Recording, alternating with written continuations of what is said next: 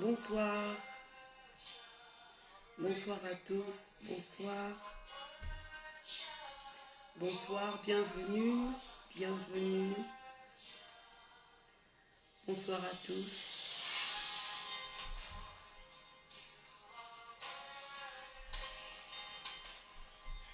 Alléluia, que le nom du Seigneur soit glorifié, que le nom du Seigneur soit glorifié. Bonsoir, shalom, peuple de Dieu, que le nom du Seigneur soit glorifié encore ce soir. Que le Seigneur reçoive notre adoration. Que le Seigneur vous bénisse. Que le Seigneur reçoive notre adoration ce soir. Is my worship, all of my worship. Reçois notre adoration ce soir, Seigneur. Reçois notre adoration ce soir. Bonsoir à tous.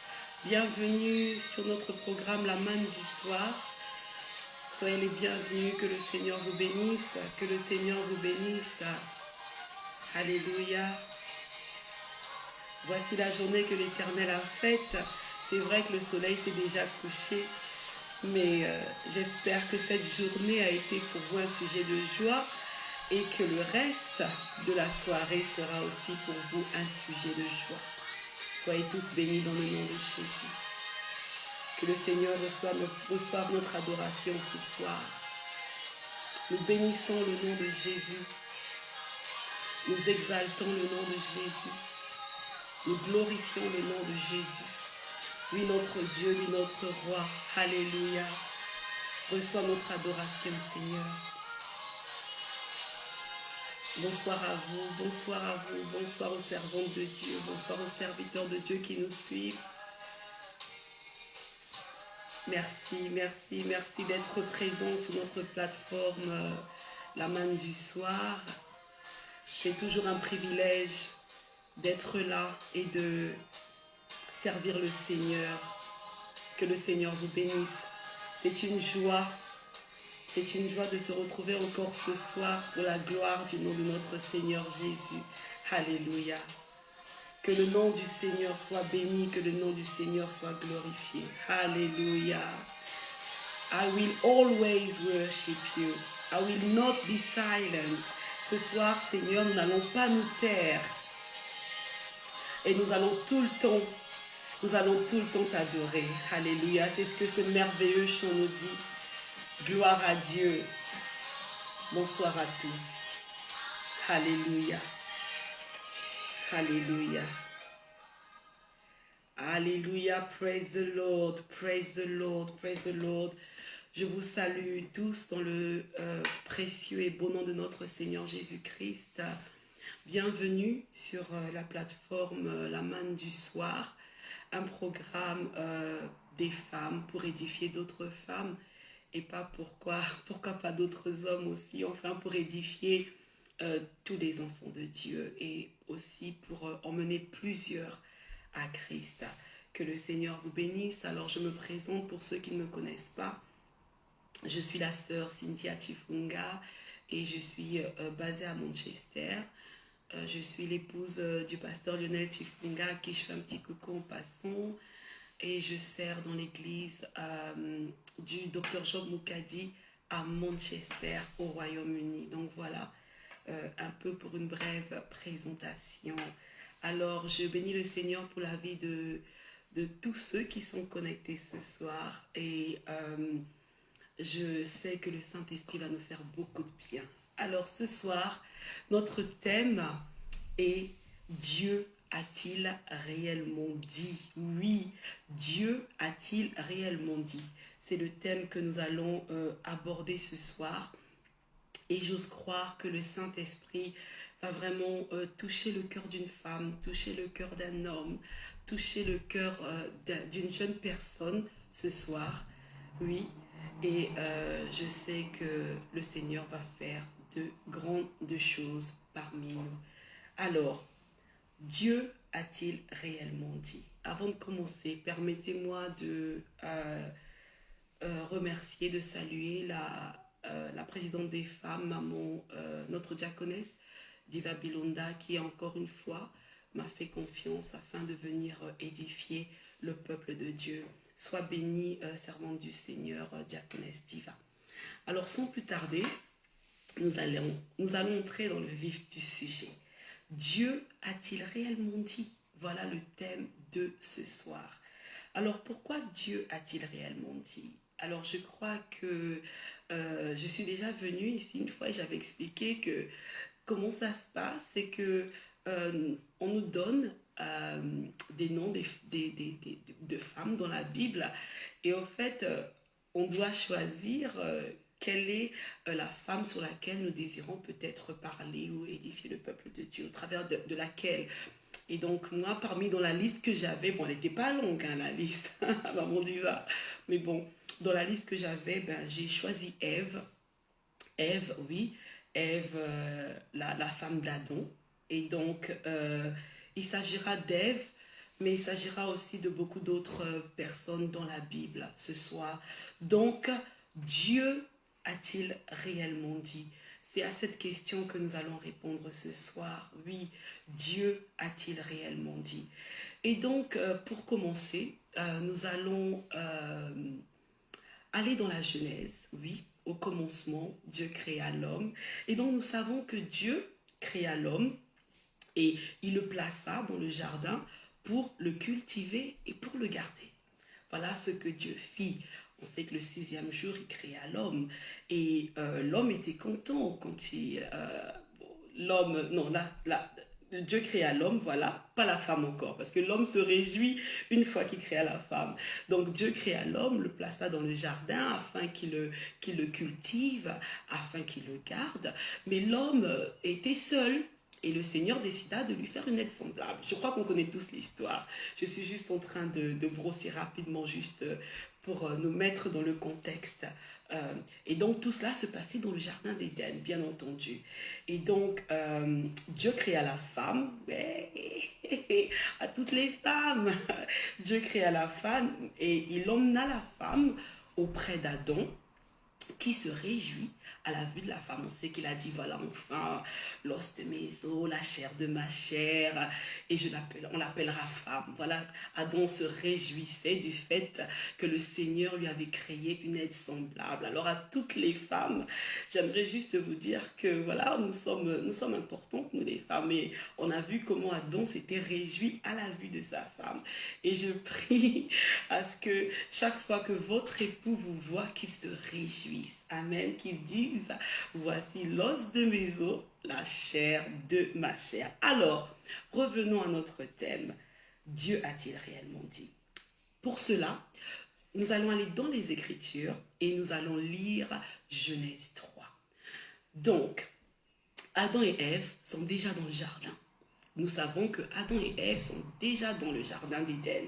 Dieu les a mis, Dieu avait placé Adam, il a créé Ève et il les a placés tous deux.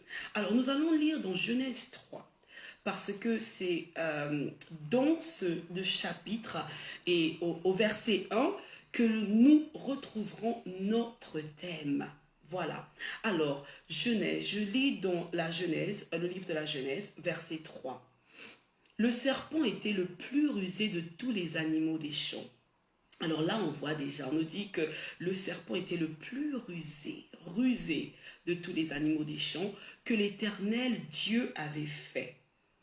Il dit à la femme, Dieu a-t-il réellement dit, vous ne mangerez pas de tous les arbres du jardin?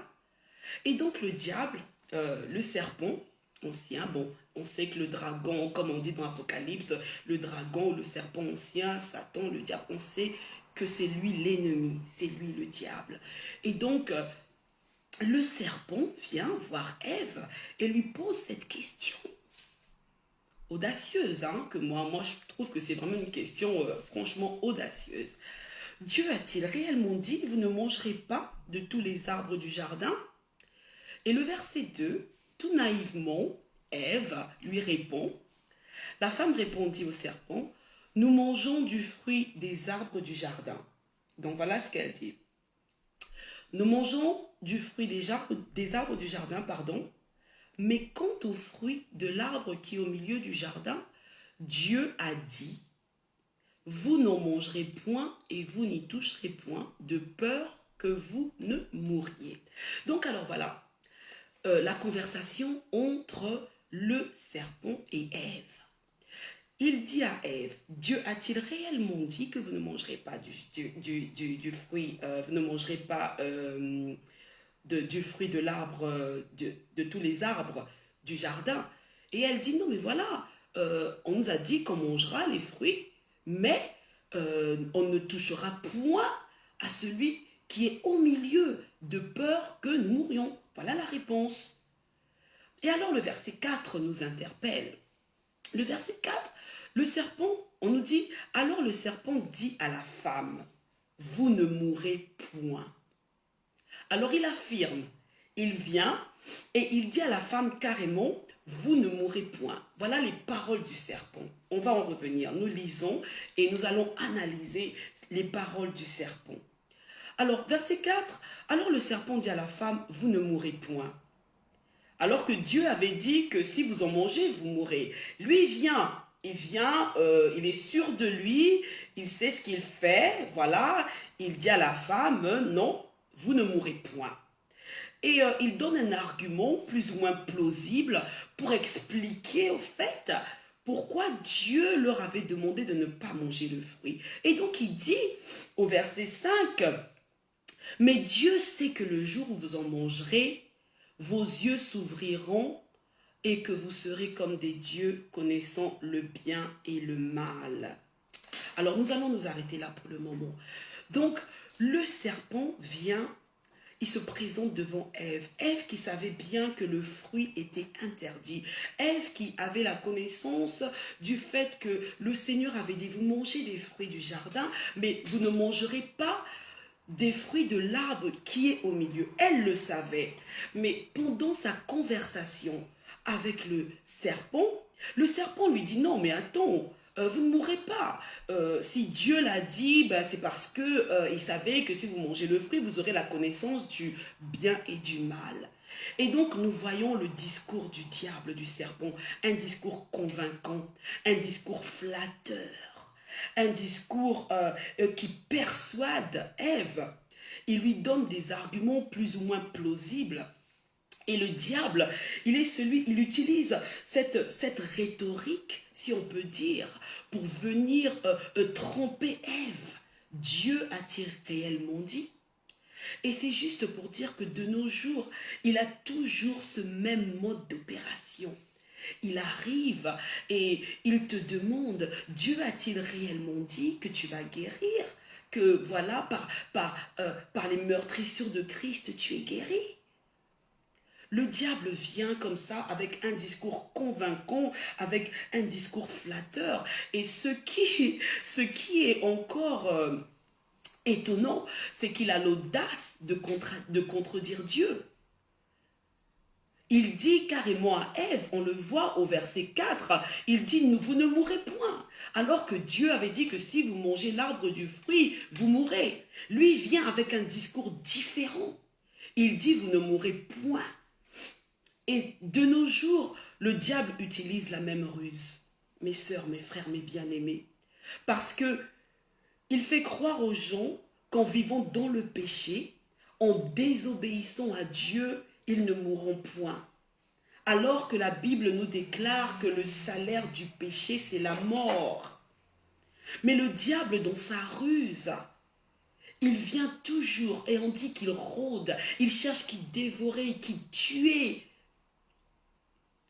Et quand on lui prête notre oreille, voilà ce qui se passe. Le diable contredit carrément les paroles de l'Éternel. L'Éternel avait dit que vous allez mourir, et lui il vient dire que non, vous ne mourrez pas. Et donc il vous fait croire que ce que je dis au fait est la vérité. Vous savez, le Seigneur, il vous a trompé. Donc il crée un doute, il crée une confusion en vous. Et on sait que quand on a des doutes, le doute est l'ennemi de la foi. Et sans la foi, il est impossible de plaire à Dieu. Et donc voilà son but. Il vient pour pour toucher notre foi. Il vient créer ce doute, il vient créer le trouble, il vient créer la confusion dans notre esprit en nous demandant, Dieu a-t-il réellement dit? Dieu a-t-il réellement dit que tu aurais des enfants? Tu es stérile, tu n'en auras pas. Dieu a-t-il réellement dit? Le diable vient pour semer le doute. Et donc, ce discours du diable a poussé Ève à la convoitise. Et donc, ce qui est impressionnant, c'est que Ève passait tout le temps devant le fruit. Ève connaissait l'arbre, mais au verset 6, au verset 5 d'abord, on nous dit, non pardon, au verset 6, on nous dit, la femme vit que l'arbre était bon à manger et agréable à la vue. Donc ça veut dire que les paroles du serpent ont suscité, ont réveillé en elle de la convoitise. Je suis sûre et certaine que Ève passait beaucoup devant cet arbre. N'avait-elle pas remarqué que l'arbre était bon à manger et agréable à la vue? Elle passait devant cet arbre tous les jours parce qu'elle savait qu'elle ne devait pas en manger. Mais regardez comment les paroles du serpent ont suscité de la convoitise, ont suscité de l'envie. Et tout d'un coup, voilà, Ève voit que l'arbre était bon à manger et agréable à la vue. Les paroles que le diable nous souffle parfois suscitent en nous de la convoitise, suscitent en nous de l'envie. Il y a certains péchés, parfois il y a des choses, des situations qui sont peut-être là devant nous, des situations auxquelles nous ne faisons pas attention tant que nous avons notre mind, tant que nous avons notre esprit concentré sur le Seigneur. Mais une fois que nous donnons accès au diable, il vient et il nous souffle des choses qui vont susciter, réveiller en nous une certaine convoitise et vont nous conduire au péché. Amen. Et donc voilà un peu pour notre première lecture, Dieu a-t-il réellement dit? Et donc ce sont des ruses du diable auxquelles Ève a malheureusement succombé. Elle a succombé au discours flatteur du diable. Elle a succombé à ce discours plutôt convaincant du diable. Mais je veux que nous lisions quelque chose. En quelque sorte, moi j'appelle ça une biographie de Satan. Bon, permettez-moi le terme biographie, hein, c'est juste entre parenthèses.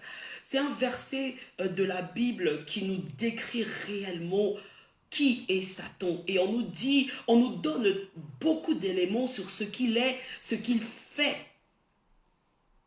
Nous allons lire dans Jean 8, 44. Moi, je veux dire que c'est un peu comme la biographie du serpent, de Satan.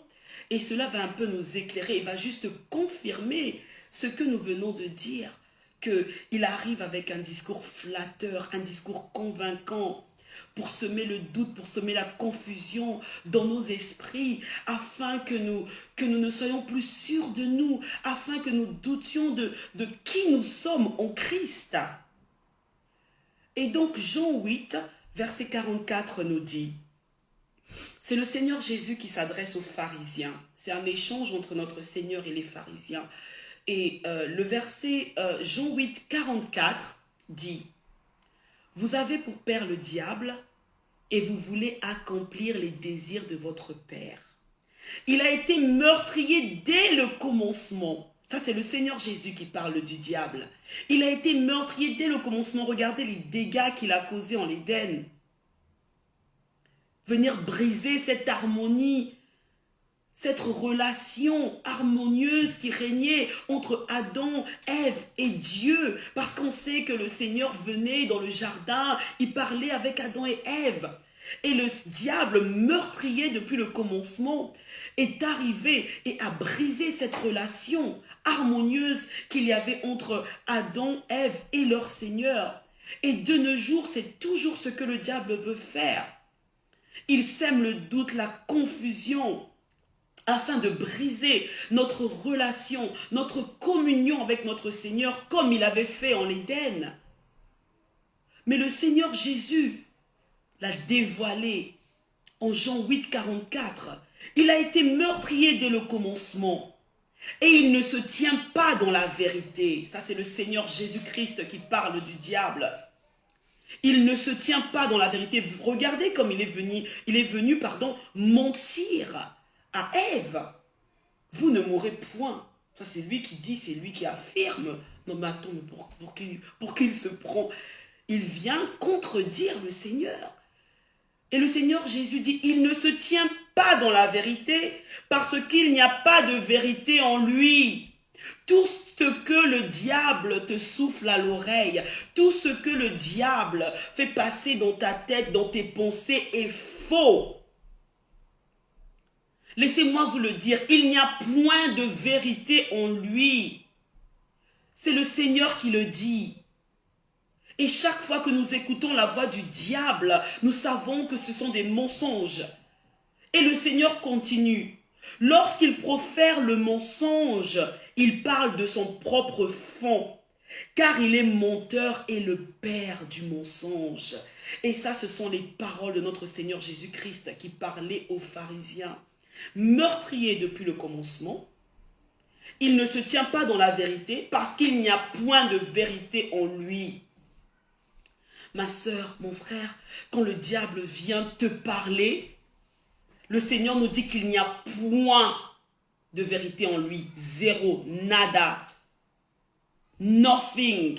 Il n'y a même pas un brin de vérité dans ce que le diable dit. Tout est faux, tout est mensonge. Car il est menteur et le père du mensonge. Voilà pourquoi, mes sœurs, nous devons abhorrer le mensonge. Nous devons apprendre à nos enfants que mentir, c'est mal. Parce qu'on ne veut pas que nos enfants soient les enfants du diable. Non. Le père du mensonge. Nous devons bannir le mensonge de nos vies, bannir le mensonge de nos maisons, de nos foyers, bannir le mensonge de nos églises. Parce que c'est le diable qui est menteur et qui est le père du mensonge. Et donc nous voyons un peu ce que le Seigneur Jésus dit du diable. Et je voudrais dire à une femme, je voudrais dire à un homme, je voudrais dire à une jeune personne, ne prête pas tes oreilles au diable. Et ça peut être sous plusieurs formes, nous allons le voir. Parce que tout ce qui sort de sa bouche n'est que mensonge. N'est que mensonge. Il utilise la rhétorique, il utilise des éléments de langage, il vient et tout ce que le diable veut nous présenter, c'est comme si c'était bon, il arrive et voilà, Dieu a-t-il réellement dit? Oui, Dieu a dit. Et donc nous continuons. Le péché qui donne naissance à la convoitise. Et après avoir convoité le fruit, parce qu'on dit qu'elle a vu que le fruit était bon. À regarder, à l'œil, il était bon, et donc ça crée de la convoitise. Ce que le diable a mis en elle a créé la convoitise et l'a conduite à l'acte, à cueillir le fruit et à le manger. Ève avait désobéi à Dieu, oui. Ève avait désobéi à Dieu. Mais on va ouvrir une parenthèse, si vous me le permettez. On va repartir dans Genèse 3. Parce qu'il y a quelque chose qui je ne veux pas dire qui me dérange, mais que je trouve assez impressionnant quand même. C'est l'attitude d'Adam. On va lire juste, les hommes, si vous me suivez, c'est pas pour vous jeter la pierre, c'est juste un peu pour qu'on voit. Parce que franchement, l'attitude d'Adam, quand Ève avait mangé le fruit, for me, it's just like, wow, wow. Alors, je vais lire là où on dit que Adam avait mangé le fruit. Alors, on nous dit, au verset 5, on nous dit que « Mais Dieu sait que le jour où vous en mangerez, vos yeux s'ouvriront et vous serez comme des dieux connaissant le bien et le mal. » Ça, c'est le verset, Genèse 3, verset 5. Le verset 6, voilà, on l'a déjà lu, mais on le relit. La femme vit que l'arbre était bon à manger et agréable à la vue. Ça, c'est la convoitise que le discours du diable a créé en elle. Et qu'il était précieux pour ouvrir l'intelligence. Et donc même là, elle a carrément jeté toutes les instructions qu'elle avait reçues du Seigneur. Elle les a remises en question et elle s'est fait sa propre idée basée sur les mensonges proférés par le serpent. Et donc là, on nous dit, mais non, elle a vu qu'il était précieux pour ouvrir l'intelligence. Ah bon, tout d'un coup. Et là, on arrive au point que je veux toucher. Elle prit de son fruit et en mangea. Écoutez, elle en donna aussi à son mari qui était auprès d'elle et il en mangea. Non mais franchement, chez nous on dit à ta vous-même. Donc Adam, on lui donne le fruit, il n'a même pas réchigné, il n'a même pas essayé de dire, non mais écoute, voilà, le Seigneur a dit que nous n'en mangerons point, sinon nous mourrons. On ne nous dit pas, bon, à moins que, bon, je sais pas, mais on ne nous dit pas que Adam avait réagi. Et vous savez quoi? Ève aurait pu dire que, l'ordre avait été donné à Adam. C'est vrai que c'était pour tous les deux, mais le Seigneur parla à Adam avant de créer Ève. Le Seigneur donna l'ordre à Adam de ne pas manger le fruit avant qu'il n'ait créé Ève. Don't get me wrong, ce n'est pas pour exonérer Ève, non, non. Ève avait désobéi à Dieu et ça nous le savons, c'est un fait. Mais pour nous qui avons fait du droit, non, on ne peut pas la défendre. Non, non, elle avait désobéi à Dieu. Mais c'est juste un peu pour analyser. Parce que Adam était celui qui avait reçu l'ordre directement de la part du Seigneur. Si nous repartons dans Genèse 2, nous lisons que l'ordre avait été donné à Adam avant que Ève ne fût créée, n'eût été créée. Et donc, moi, je me dis que, franchement, Adam, il aurait été un peu plus, surtout considérant que c'est lui qui avait reçu cet ordre de Dieu. L'attitude d'Adam était une attitude passive.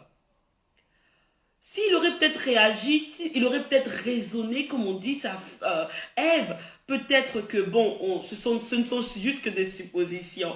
Mais c'est juste aussi pour nous dire que l'attitude des gens autour de nous peuvent aussi compter.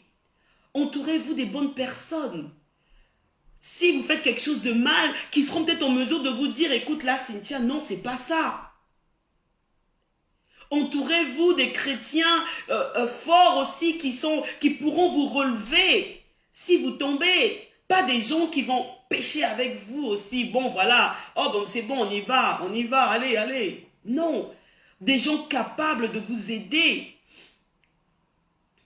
Cet ami que vous avez, capable de vous aider si vous tombez. Ou si vous êtes sur le point, pas si vous tombez, si vous êtes sur le point de tomber.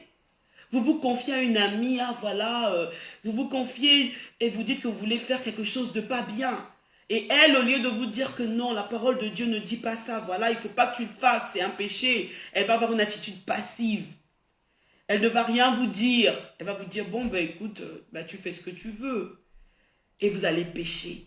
Et donc, c'est cette attitude passive aussi que nous devons essayer d'éviter. Aidons-nous, soutenons-nous, supportons-nous entre chrétiens. Quand l'un est faible, que les forts, ceux qui sont forts relèvent ceux qui sont faibles. C'était juste une parenthèse. J'avais juste voulu analyser un peu l'attitude d'Adam qui n'avait rien dit. Jusque-là, moi, ça m'étonne toujours. Mais bon, après, c'est comme ça, c'est comme ça. Bien qu'il ait reçu l'ordre. Alors, notre parenthèse fermée. Nous allons parler, nous continuons toujours dans les tactiques, dans les ruses de Satan. Dieu a-t-il réellement dit? Et donc Satan est venu en l'Éden tenter, parce que oui, il est le tentateur. Il est venu tenter Ève et malheureusement, Ève a été séduite. Nous voyons après quand le Seigneur est venu les chercher. Le Seigneur est venu chercher Adam dans le jardin. Il lui dit, mais où es-tu? Oh non, j'ai entendu ta voix, j'ai eu peur parce que je suis nue. Et le Seigneur dit, mais comment sais-tu que tu es nue? As-tu mangé du fruit? Écoutez la réponse d'Adam. En tout cas, pardonnez-moi, je ne suis pas venue jeter la pierre à Adam. Écoutez ce que Adam dit. La femme que tu m'as donnée, c'est elle qui m'en a... La femme... Au fait, Adam, lui, jette la responsabilité sur Ève, carrément. C'est très courageux, mais bon, excusez-moi. Il jette la responsabilité sur sa femme. Il dit, la femme que tu m'as donnée, c'est elle. Et la femme, pourquoi tu l'as fait? Elle aussi, elle jette la responsabilité. Le serpent m'a séduite. Et donc, on n'est plus responsable. Et ça nous arrive beaucoup aussi à nous les chrétiens. Quand on pêche, reconnaissons notre faute, repentons-nous. Le Seigneur est fidèle, il est juste pour nous pardonner. Arrêtons de tout le temps chercher des boucs émissaires. Arrêtons tout le temps de dire que si j'ai péché, si je suis tombé, voilà, c'est la faute de telle sœur. Un homme tombe. Oh oui, cette sœur, elle mettait toujours des mini-jupes. Oh oui, c'est quel exemple, mais bon. Oh oui, voilà, si j'ai fait ça parce que on m'a poussé à bout et tout. Nous sommes toujours là à chercher des boucs émissaires. Non, c'est la femme que tu m'as donnée. On va voir la femme, c'est le serpent. Et personne ne veut prendre la responsabilité. Alors que le Seigneur dit que si nous confessons nos péchés, il est juste et fidèle. Amen. Alors nous continuons. Nous continuons et nous voyons que le diable avait commencé à utiliser sa ruse en l'Éden et il n'a pas fini là. Non, non, il n'a pas fini. En fait, lui, il vient, comme on dit, il rôde, il cherche. Et en tout cas, il n'a pas honte. Il n'a pas honte. Il n'a pas honte du tout. Pourquoi? Parce que le diable est allé aussi tenter notre Seigneur. Oui, oui, oui. Oui, et nous allons le lire. Le tentateur, il allait tenter Ève et cela a conduit à la chute de l'homme, le péché originel, la relation, l'harmonie entre Dieu et les hommes avait été brisée par la désobéissance. Et là, il se ramène encore. Il vient, toujours dans ses ruses, toujours dans ses tactiques démoniaques, malhonnêtes. Alors nous allons lire dans Matthieu 4. Et la stratégie du diable est toujours la même. Il vient en bon parleur, il vient en flatteur. Et là, c'était, c'était lorsque le Seigneur Jésus, après son baptême, bien, on nous dit qu'ils furent menés dans le désert pour être tentés. Alors, je vais lire dans Matthieu chapitre 4. Matthieu chapitre 4, nous allons lire comment le diable utilise toujours ses ruses. Il utilise toujours son langage pour venir nous insuffler des choses afin de nous emmener à pécher. Dieu a-t-il réellement dit? Il a dit à Ève, Dieu, tu es sûr que Dieu a-t-il réellement dit? Dieu a-t-il réellement dit? Et si nous voyons aussi, je vais repartir un peu en arrière, permettez-moi, c'est aussi un peu ce que Sarah avait pensé. Quand le Seigneur lui a dit qu'à la même saison, quand on lui a dit je reviendrai, ta femme enfantera, et on sait que Sarah avait ri. Et qu'est-ce que l'Éternel avait dit à Abraham dans Genèse 18, 13? L'Éternel dit à Abraham, pourquoi donc Sarah a-t-elle ri en disant, est-ce que vraiment j'aurai un enfant, moi qui suis vieille? C'est la même phrase. Est-ce que vraiment Dieu a-t-il réellement dit que j'aurai un enfant, moi qui suis vieille? Et donc je parie que c'est bien sûr pour douter de la parole de Dieu. Ce n'est que l'œuvre du diable, le menteur. Le diable est venu souffler à l'oreille de Sarah. Mais t'es trop vieille, voyons. Mais c'est pas possible. Regarde, Abraham, il est vieux. Mais comment tu peux avoir un enfant? Mais ça, c'est de la folie. C'est pas vrai. Et Sarah a ri, elle s'est dit, mais oh, franchement. Et l'Éternel qui connaît tout, il est revenu vers Abraham, il a dit, mais pourquoi Sarah a-t-elle dit, est-ce que vraiment j'aurai un enfant, moi qui suis vieille? Dieu a-t-il réellement dit que j'aurai un enfant? Ma soeur, c'est peut-être ton cas ce soir. Tu te poses la question, Dieu a-t-il réellement dit que j'aurai un enfant? Oui, au nom de Jésus, si Dieu t'a fait la promesse, elle s'accomplira, tant qu'elle vient de Dieu. Parce que contrairement au diable qui est un menteur. Notre Seigneur ne ment jamais. La Bible dit qu'il ne ment jamais. Il n'est pas un homme pour mentir, ni un fils de l'homme pour se repentir. Il ne ment jamais. Ne remets jamais en doute, ne remets jamais en question les promesses du Seigneur dans ta vie, car il ne ment jamais. Et quand le diable vient te souffler à l'oreille, Dieu a-t-il réellement dit? Tu lui dis oui, il l'a dit. Et si possible, ne fais pas comme Ève. Si possible, ne t'engage pas dans un dialogue avec lui. C'est une erreur aussi de dialoguer avec lui. Mais nous sommes dans Matthieu 4 et nous allons voir ce que le Seigneur a dit. Donc, nous repartons dans Matthieu 4. Le tentateur qui est parti tenter le Seigneur. Oui. Lui, ben, c'est ce qu'il fait. Et je dis souvent à mon groupe de jeunes, comme je suis aussi responsable des jeunes, je leur dis, mais s'il a osé tenter le diable, qui sommes-nous pour que le Seigneur ne nous tente pas? Pour que, pardon, le diable ne nous tente pas, le Seigneur ne tente jamais, le Seigneur nous met à l'épreuve. Le Seigneur ne tente jamais, le tentateur, c'est le diable. Alors nous lisons dans Matthieu 4. Alors Jésus fut emmené par l'Esprit dans le désert pour être tenté par le diable. Après avoir jeûné 40 jours et 40 nuits, il eut faim. Le tentateur, verset 3, s'étant approché, lui dit, « Si tu es le Fils de Dieu, ordonne que ces pierres deviennent des pains. » Vous voyez comment il vient? Vous voyez? Il lui dit carrément, « Si tu es le Fils de Dieu, ordonne que ces pierres deviennent des pains. » Là, il s'adresse au Seigneur. Si tu es le Fils de Dieu.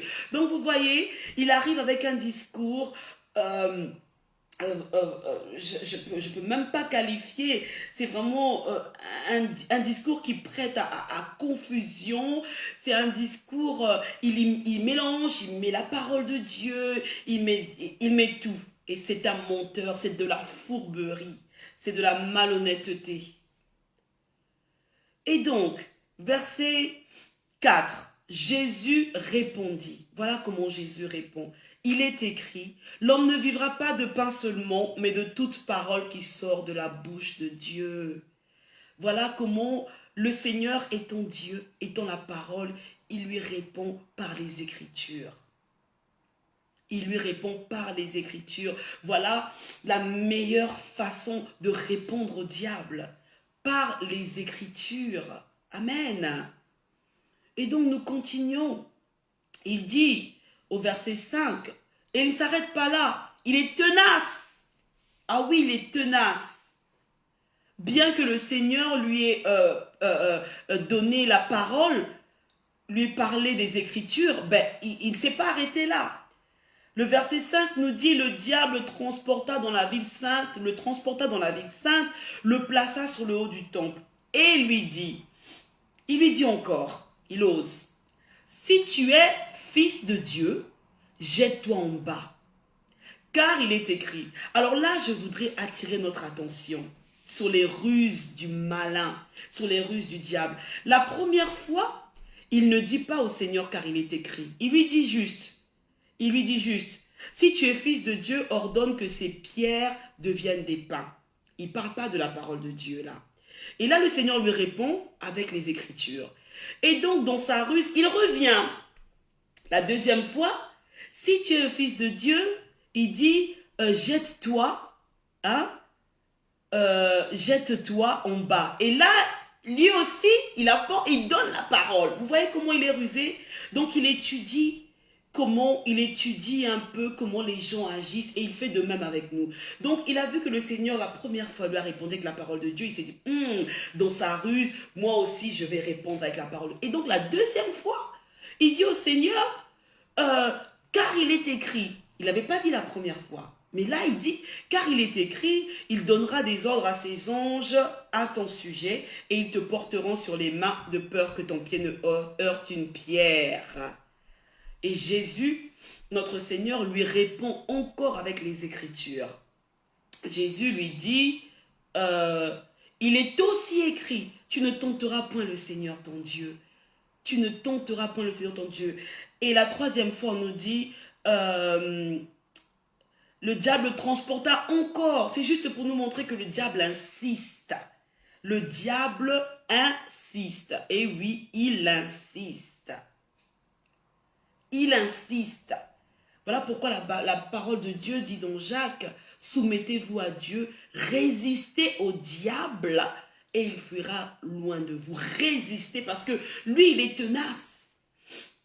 Il a tenté première tentative, ça n'a pas marché, il n'est pas parti. Deuxième tentative, ça n'a pas marché, il n'est pas parti. Il a essayé une troisième tentative. C'est juste pour vous montrer que le diable, il va venir une fois. Dieu a-t-il dit, résistez au diable, la parole de Dieu nous dit. Résistez au diable et il fuira loin de vous. Il va venir une fois, deux fois, trois fois. Et c'est ce qu'il a fait avec le Seigneur. Et le diable transporta sur une montagne. Ça, c'est la troisième fois, très élevée. Il lui montra tous les royaumes du monde et leur gloire. Et il lui dit, je te donnerai toutes ces choses si tu te prosternes et m'adores. Ah là, je crois que c'était un peu trop. Hein. Il est allé un peu trop loin. Et la Bible dit qu'au verset 10, Matthieu 4, verset 10, Jésus lui répondit, retire-toi, Satan. Retire-toi, Satan. Et c'est comme ça que nous devons lui répondre. Quand il vient nous souffler à l'oreille, Dieu a-t-il vraiment dit, est-ce que tu es sûr que tu auras un enfant? Est-ce que tu es sûr que tu peux faire ça? Est-ce que tu es sûr que tu peux avoir du succès dans ce que tu fais, réussir dans tes entreprises? Est-ce que tu es sûr? Dieu a-t-il vraiment dit, retire-toi, Satan? Matthieu 4, verset 10. Retire-toi, Satan. C'est ce que le Seigneur lui a dit et c'est ce que Ève aurait dû lui dire, la pauvre. Retire-toi, Satan. Et on nous dit, car il est écrit, le Seigneur lui donne encore la parole, tu adoreras le Seigneur ton Dieu et tu le serviras lui seul. Et au verset 11, on nous dit, alors le diable le laissa. Alors le diable le laissa. Après 3 tentatives, après que le Seigneur lui ait donné des Écritures, voilà pourquoi il est important pour nous, mes sœurs, mes frères, de nous armer de l'épée de l'esprit, comme on nous dit dans Éphésiens 6, l'épée de l'esprit, qui est la parole de Dieu. C'est comme ça que nous pouvons résister aux ruses du diable. L'épée de l'esprit, la parole de Dieu, c'est très important. Nous devons méditer, nous devons apprendre la parole de Dieu qui est très importante. L'épée de l'esprit qui est la parole de Dieu. Et nous voyons comment le Seigneur a pu repousser le diable au travers des Écritures, en utilisant les Écritures, en utilisant la parole de Dieu. Dieu t'a-t-il réellement dit que tu auras du succès? Oui. Dieu m'a dit que je serai la tête et non la queue. Oh, Dieu t'a-t-il réellement dit que tu auras des enfants? Oui, parce qu'il a dit qu'il n'y aura pas de femmes stériles en Israël. Il a dit que parmi ses enfants, il n'y aura pas. Dieu t'a-t-il réellement dit que tu vas guérir? Oui, il a dit que par ses meurtrissures, nous sommes guéris. Voilà comment nous pouvons répondre au diable. Mais si nous n'avons pas d'éléments de réponse, ben la bonne chose, c'est ne pas s'engager dans un dialogue avec lui. Dès qu'il arrive, Satan, retire-toi, Satan. Et il écoute. Amen. Et donc nous continuons, et peu à peu nous arrivons vers la fin. Et donc, nous avons dit que le plan de Satan, si nous voyons bien, en venant nous mettre ce genre d'idée en nous, Dieu a-t-il réellement dit? Nous avons dit que c'était pour faire échouer les plans de Dieu dans nos vies. Pour briser cette relation que nous avons avec Dieu. Voilà pourquoi le diable vient pour nous séduire. Oui, c'est ça le mot, comme Ève avait dit. C'est le diable, c'est de la séduction pure et simple. Dieu a-t-il réellement dit? Et il te donne des arguments plausibles. Et pour terminer, nous allons toucher un dernier point. Le diable est allé en Éden, il a séduit Ève et cela a conduit au péché originel. Mais Dieu, dans sa bonté, avait prévu un plan pour nous, oui. Il avait prévu que son Fils unique Jésus-Christ vienne mourir sur la croix. Il avait prévu que son Fils unique fasse couler de son sang princier, son sang glorieux, son sang pour que nous soyons rachetés, le sang de la rédemption. Mais vous savez quoi? Le diable, Satan, a voulu venir s'interposer encore, toujours de la même manière, avec un discours convaincant, un discours flatteur. Amen. Nous allons lire. Nous allons lire dans Matthieu 27. Alléluia. Nous allons lire dans Matthieu 27. Nous allons voir comment le diable ne cesse, n'arrête pas. Il était en l'Éden. Il a trompé Ève. Le Christ est venu, il a voulu, il a essayé, il n'a pas pu, mais il ne s'est pas arrêté là, parce que nous avons dit que son but, c'est de faire échouer les plans de Dieu dans nos vies. Et il a voulu faire échouer le plan rédempteur de Dieu. Il a essayé, le tentateur, oui, parce qu'il est rusé, parce qu'il est meurtrier depuis le commencement, oui, meurtrier depuis le commencement. Et donc, Matthieu 27, on va commencer par le verset 38. On nous parle de la crucifixion de notre Seigneur, lorsque Jésus a été crucifié. Et nous allons voir que le diable, toujours dans sa ruse, vient pour que le plan de Dieu échoue. Il a fait en sorte que le destin d'Adam et Ève, à cause de leur désobéissance, ils ont mangé le fruit, ils ont péché, le péché, la mort est entré dans le monde. Dieu leur avait dit que s'ils allaient le faire, ils allaient mourir. Bien que Satan avait dit, vous ne mourrez point, mais c'est la parole de Dieu qui s'est accomplie parce que Satan est un menteur. Et nous allons dans Matthieu 27, verset 38. Là, on nous parle de Christ qui est déjà sur la croix. Amen. Avec lui furent crucifiés 2 brigands, l'un à sa droite et l'autre à sa gauche. Les passants l'injuriaient et secouaient la tête. Et vous savez, le diable, il se cache. Il est rusé. Des fois, il vient à découvert. Des fois, il vient et là, il a utilisé les passants. Il entre dans des gens. On a vu, il avait même utilisé Pierre une fois pour dire, ah Dieu n'en déplaise, tu ne mourras point. Non, en fait, j'ai même oublié cette instance. Avant d'arriver à la croix, il a voulu faire, il a voulu faire avorter le plan de Dieu. Quand Christ avait dit qu'il est temps, il faut que je vais mourir et tout. Pierre se lève, oh qu'à Dieu n'en déplaise. Non, et le Seigneur lui a dit, arrière de moi Satan. Il avait utilisé Pierre. Oui, il avait utilisé Pierre. Donc, le diable, il vient en forme déguisée. C'est sûr que là, on ne verra pas un serpent. En l'Éden, il s'est présenté comme un serpent. Auprès du Seigneur, il s'est présenté comme le diable. Mais chez nous, il utilise des gens. Il a utilisé Pierre. Le Seigneur a dit, arrière de moi, Satan. Il voulait faire échouer le plan de Dieu, mais il n'en a pas le pouvoir. Mais il ne s'est pas arrêté là. Nous repartons dans Matthieu 27. Alors, verset 38. Avec lui furent crucifiés 2 brigands, l'un à sa droite, l'autre à sa gauche. Les passants l'injuriaient et secouaient la tête. Là, le diable s'est saisi des passants. Et écoutez, les passants vont dire, toi qui as détruit le temple et qui le rebâtis en 3 jours, sauve-toi toi-même. Écoutez, la même phrase qui revient. Hey! Si tu es le Fils de Dieu, descends de la croix. Là, le diable, il s'est démasqué. Ça, ce sont ses méthodes. Si tu es le Fils de Dieu, jette-toi. Si tu es le Fils de Dieu, transforme. Et là, il vient, il dit, si tu es le Fils de Dieu, descends de la croix. Il vient avec ce discours. C'est du genre, oui, montre-nous que tu es Dieu. Descends, fais un miracle. Qu'on applaudisse. Montre-nous, prouve-nous que tu es le Fils de Dieu, oui. Et donc, il voulait inciter notre Seigneur à descendre parce qu'il en avait le pouvoir. Il a dit lui-même que personne ne peut me prendre ma vie. J'ai le pouvoir de la donner ou de la reprendre. Oui. Mais le diable a incité. Il dit, oui, descends de la croix. Si tu es le Fils de Dieu, descends de la croix. Et les pharisiens aussi s'y sont mis. Mais là, nous reconnaissons la marque du diable.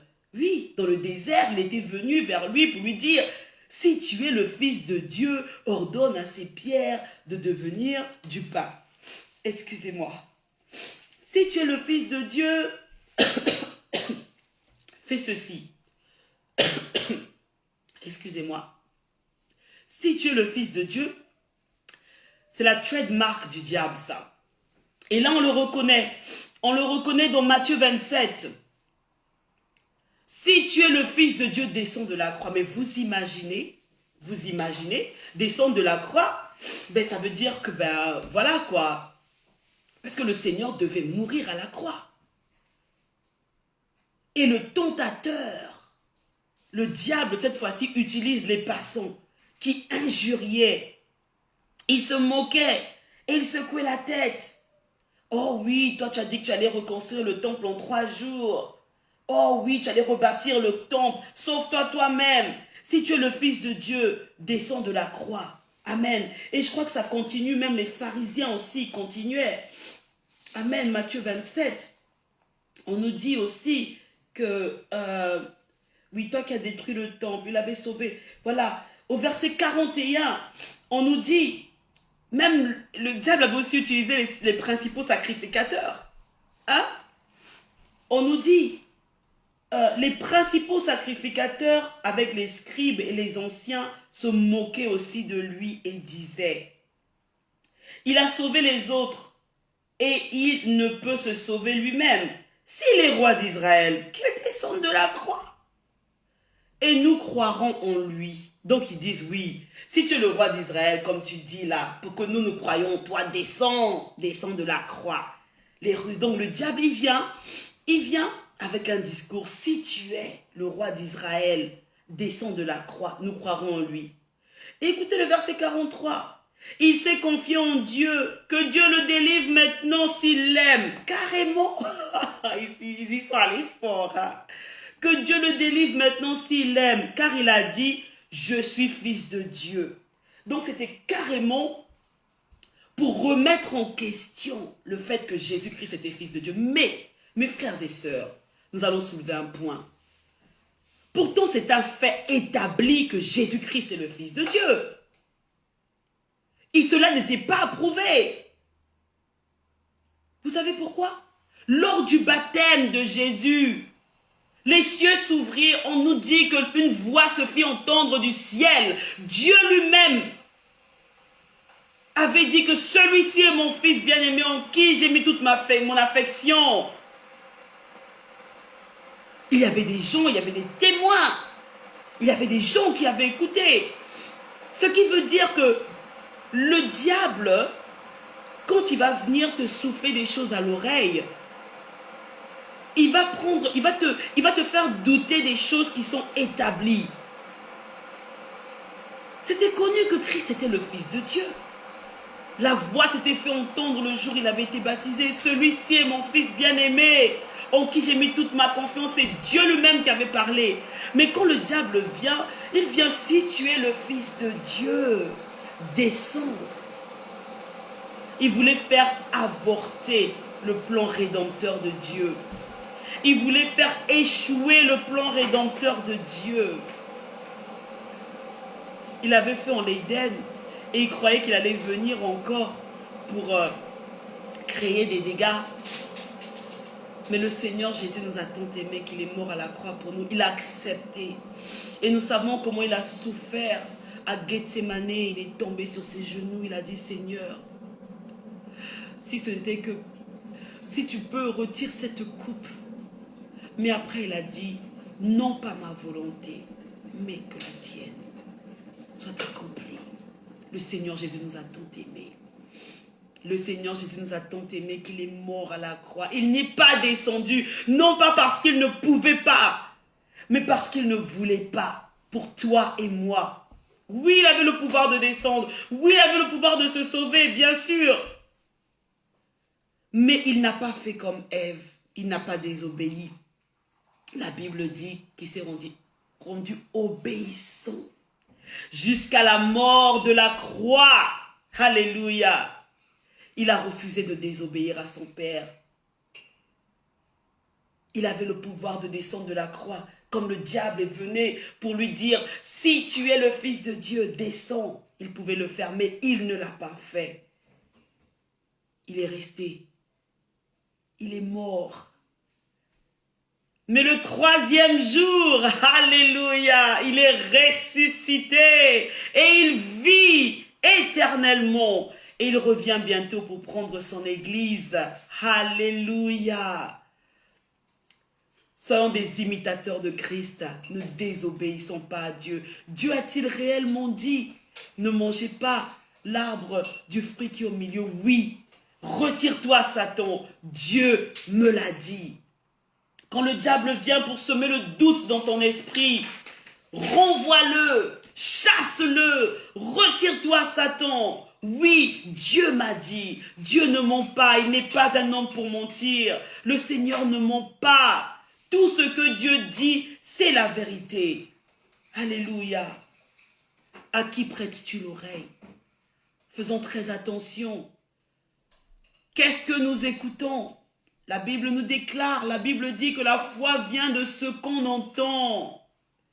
Si à longueur de journée, nous écoutons des discours négatifs, des discours apocalyptiques, comme on dit dans le monde, tout ce qui est apocalyptique, donc ce qui est mauvais. Des discours qui vous mettent dans le désespoir. Qu'est-ce que nous écoutons à longueur de journée? La Bible dit, comme je viens de le dire, que la foi vient de ce qu'on entend et ce qu'on entend vient de la parole de Dieu. Nourrissons-nous de la parole de Dieu.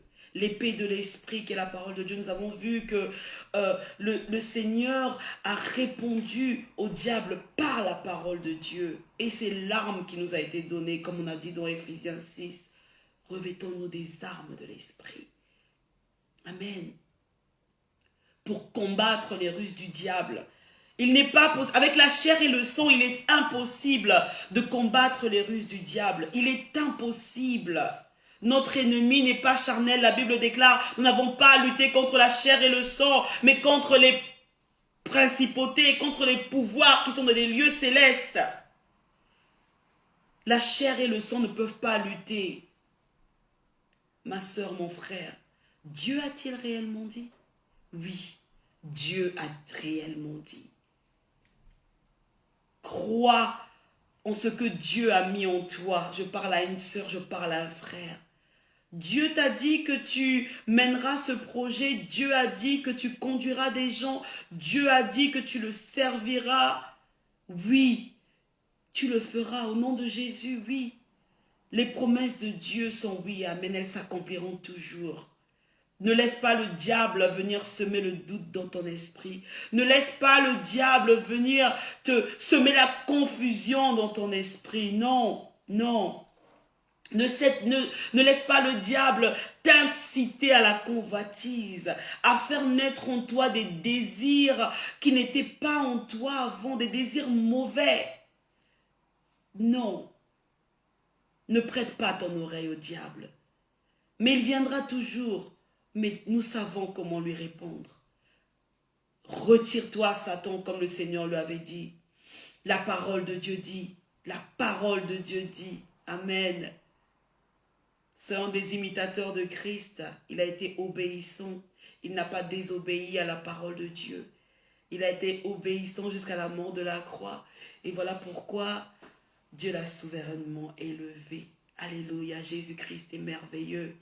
Bien qu'il avait le pouvoir de descendre de cette croix, il a accepté de souffrir l'ignominie pour toi et pour moi. Oui.